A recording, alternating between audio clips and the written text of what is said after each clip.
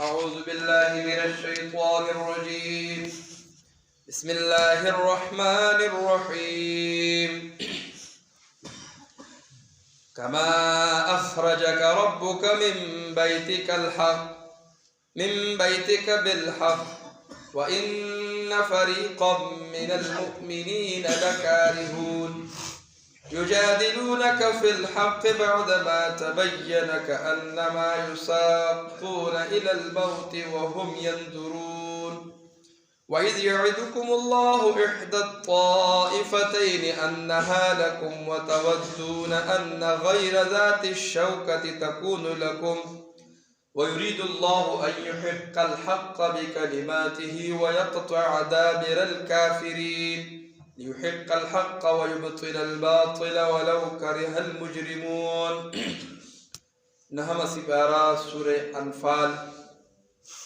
آیت نمبر 5-7. سورت شروع سورت خلاصہ من سر کی ویلے با مختصرا اس ہر حیو آیت سر با جنگ بدر چکم واقعاوی ابوایو فدی آیتونو کی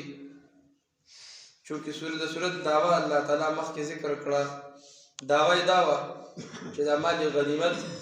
دا الله او دا الله د رسول دی دا غي خوخه چې څنګه کوي او څنګه تقسیموي دا ستاسو نه دی. نو په هغه دعوه باندې لومبه وجه او لومبه علت ذکر کوي د دې ځای نه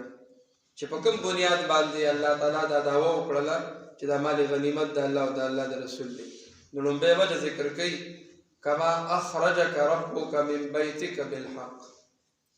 لکه څنګه چې ته راوباسلې شوې راوباسلې ته رسته د خپل کور نه په حق سره. وإن فريقا من المؤمنين لكارهون، او یو ډله د مؤمنانو نه چې هغوی بد ګڼل. رسول الله مونږ ویلو رسول الله صلی الله علیه وسلم مدینه منوره کې و. الله تعالی ورته وحی راولېږله اطلاع راغله چې د ابو سفیان قافله چې د مال نه ډکه ده اوښان دي او دغه رنګې د شام ته د تجارت دپاره تلې وه ښه پیسې هم ورسره دي، دینار 50,000 دینار دي ورسره، دا ټول را روان دي. نو که چېرې تاسو ولاړئ به دا قافله ګرفتاره کوي، مال ترې واخلئ، اوښان هم ورسره دي او 80 قریشیان سرداران ورسره، اسلحې ورسره دوره نه وي. نو رسول الله صلی الله علیه وسلم صحابه کرام ځان سره کړل 313 صحابه کرام چې کوم بیا جنګ کې ملګري شوي وو. نو 313 صحابه ځان سره کړل په دې بنیاد باندې چې ځو او قافله راځي مال به ترې واخلو، چونکې هغه وخت کې هغوی کفارو د مسلمانانو الله تعالی ورته حکم وکړو. دوی ووتېدل د ابو سفیان قافله را روانه وه، هغه ته چې اطلاع راغله او خبر شو چې مدینې منورې نه کسان مخې له راوتي دي او محمد صلی الله علیه وسلم مو ملګري او موږ به ګرفتارۍ او د مال باره نه اخلي. نو هغه لار بدله کړله او د سمندر په غاړې لاره یې اختیار کړله، په هغې وته او دې طرف ته یو کس ولېږه مکې مکرمې ته ابو جهل پسې چې مکې والا ته سوال جواب وکړه چې ګورې موږ قریبه ده چې ستاسو دا مال زموږ نه واخلي، نو زموږ امداد دپاره راورسوي. دې طرف ته مکې والا ابو جهل سرداران چې کوم وو هندا او دغه رنګې نور غټ غټ عتبه امیه بن خلف او ابو جهل خلک یې تیار کړل او ډېر په دوم دام سره راووتل او دغه رنګې چې کله راوته مخکې به راځي د بیت الله غلاف یې ونیسو، وایي یا الله چې کومه ډله په حقه باندې وي هغې له بری ورکړي، هغې له فتحه ورکړي. او دوی را روان شو. مونږ ویلو چې د ټیم به چې به دمک کوله نو 10 اوښان به حلال کړل او هغه به جنګ چې کم خلک جنګ دپاره راوتو 1000 فوجیان دوی په منځ کې به خوړل او ځان سره ډلې به را روانې کړې وي او تورې باجې هم وي چې مونږ ځو جنګ وکړو او چې کله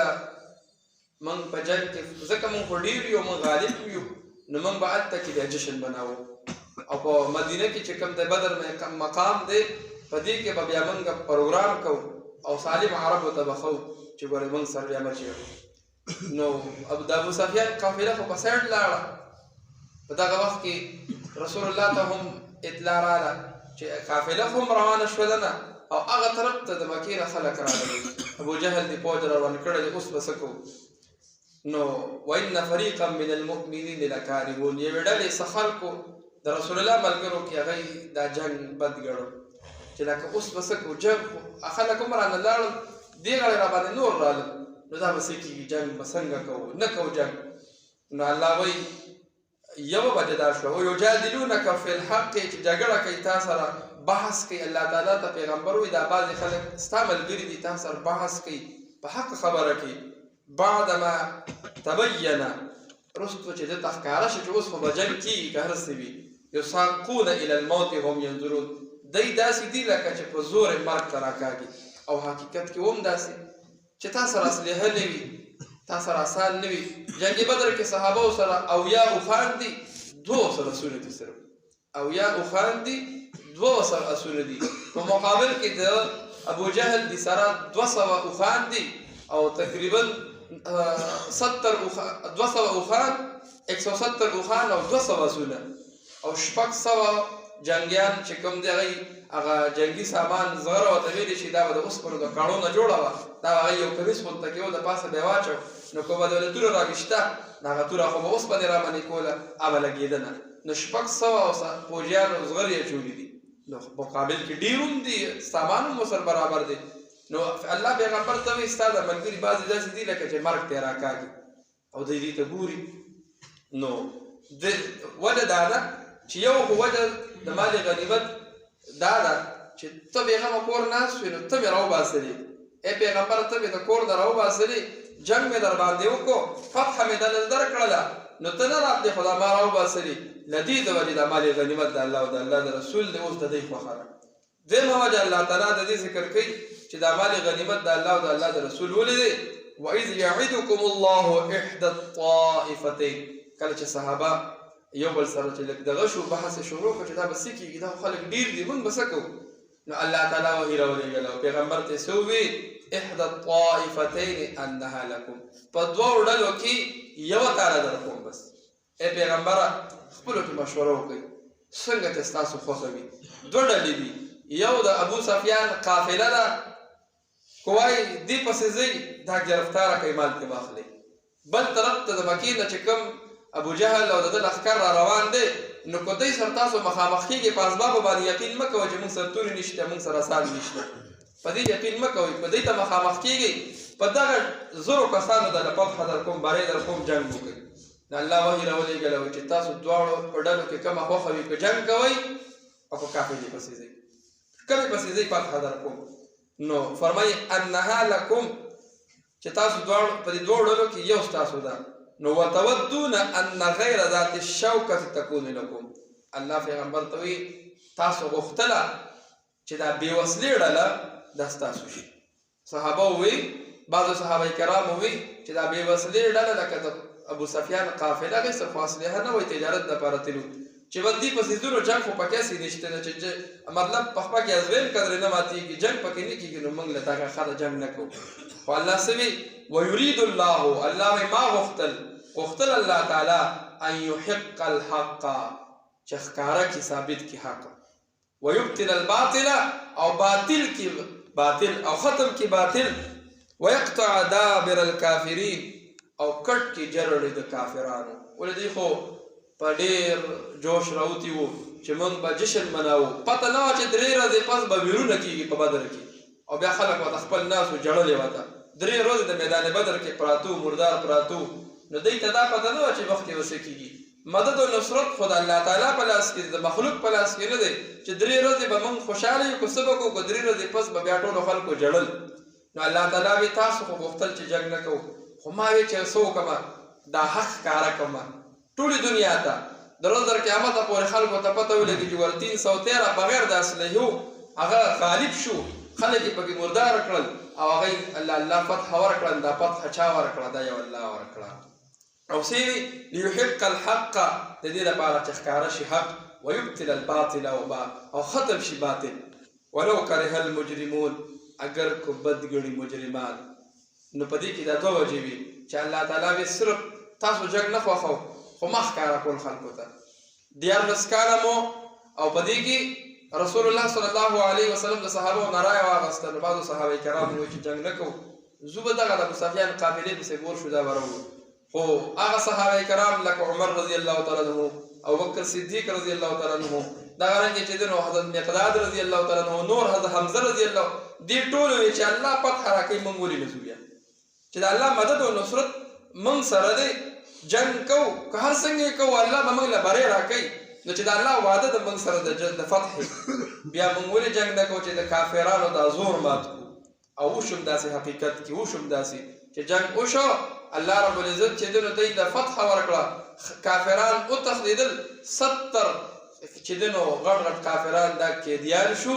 او په هغې کې مخکې به راځي د پیغمبر علیه السلام د خاندان کسونه مو وروسته بیا ایمان راوړی او اویا کسان چې کومو د کافرانو غټ غټ سرداران چې کوم په ډېر په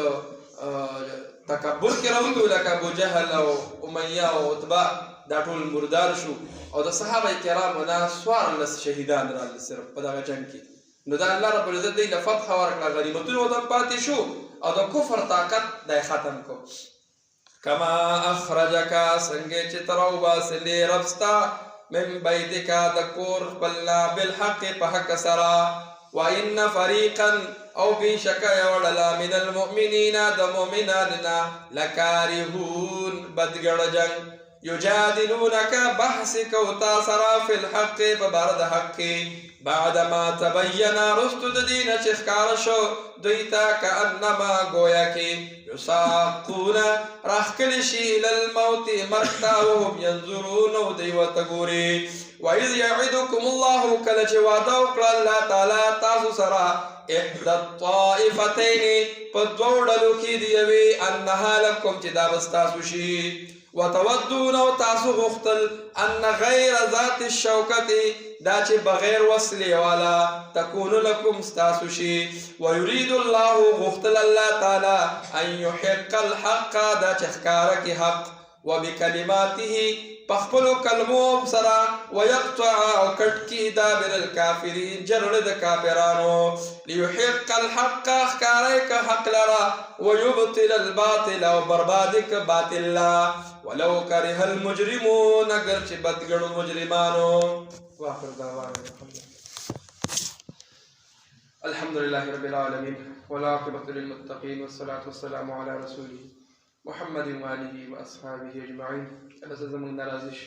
زمون دانا استقبل ومنظور کی اوریدل مو ویل مو قبول کی دا عمل توفیق را نصیب کی دا قرآن سر مو محبت نصیب کی الله زمون نرازش الیکشن رز دا یا الله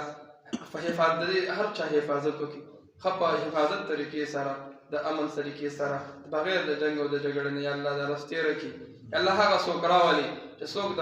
وطن دپاره د ملک دپاره د مذهب دپاره یا الله خوي یا الله موږ باندې ظالم حکمران مه راولي الله ته زموږ نه راضي شي یا الله موږ ټول خوشحاله کړي یا الله دا ځای دا کلی یا الله په امن باندې آباد کړي چا هم مسجد کې پیسې لګولي دي پرون دوه درېو کسانو راکړلې یا الله دې وله قبول کړي دې وله قبول کړي یا الله کورونو کې خیر راولي کورونو کې خیر راولي وصلى الله تعالى على خير خلقه محمد وآله وأصحابه أجمعين.